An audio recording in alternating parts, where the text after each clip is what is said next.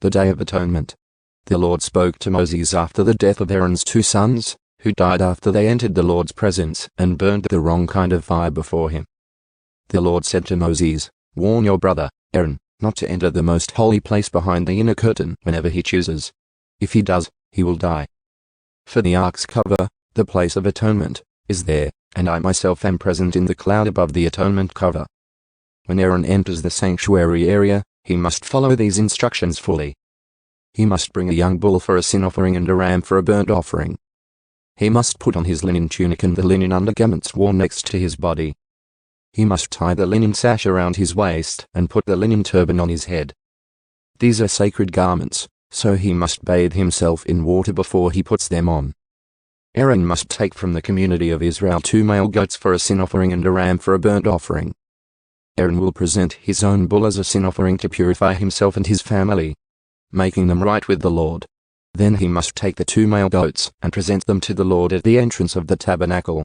He is to cast sacred lots to determine which goat will be reserved as an offering to the Lord and which will carry the sins of the people to the wilderness of Azazel. Aaron will then present as a sin offering the goat chosen by lot for the Lord. The other goat, the scapegoat chosen by lot to be sent away, will be kept alive, standing before the Lord. When it is sent away to Azazel in the wilderness, the people will be purified and made right with the Lord. Aaron will present his own bull as a sin offering to purify himself and his family, making them right with the Lord. After he has slaughtered the bull as a sin offering, he will fill an incense burner with burning coals from the altar that stands before the Lord. Then he will take 2 handfuls of fragrant powdered incense and will carry the burner and the incense behind the inner curtain.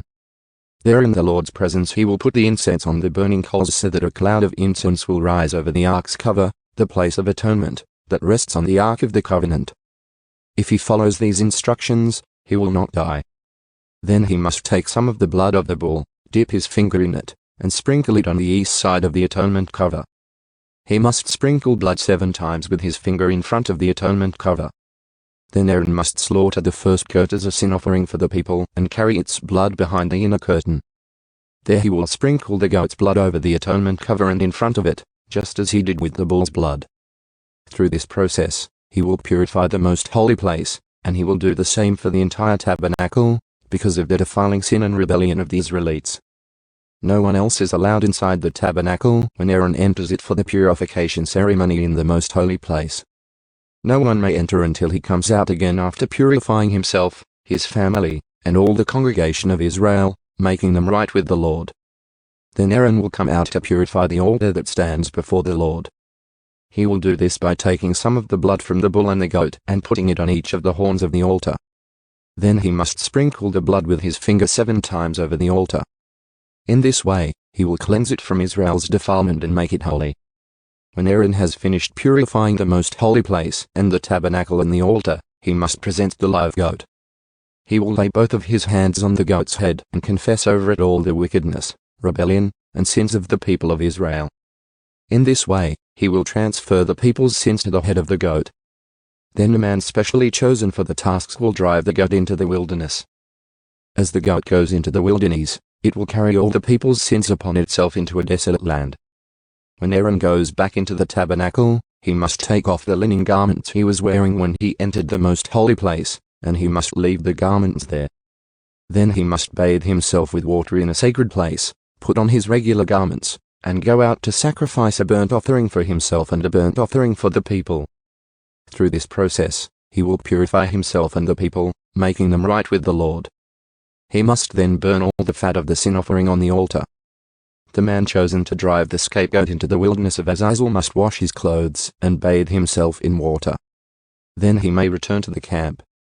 The bull and the goat presented as sin offerings, whose blood Aaron takes into the most holy place for the purification ceremony, will be carried outside the camp. The animal's hides, internal organs, and dung are all to be burned. The man who burns them must wash his clothes and bathe himself in water before returning to the camp. On the 10th day of the appointed month in early autumn, you must deny yourselves. Neither native-born Israelites nor foreigners living among you may do any kind of work. This is a permanent law for you. On that day offerings of purification will be made for you, and you will be purified in the Lord's presence from all your sins. It will be a Sabbath day of complete rest for you, and you must deny yourselves. This is a permanent law for you. In future generations, the purification ceremony will be performed by the priest who has been anointed and ordained to serve as high priest in place of his ancestor Aaron. He will put on the holy linen garments and purify the most holy place, the tabernacle, the altar, the priests, and the entire congregation. This is a permanent law for you, to purify the people of Israel from their sins, making them right with the Lord once each year. Moses followed all these instructions exactly as the Lord had commanded him.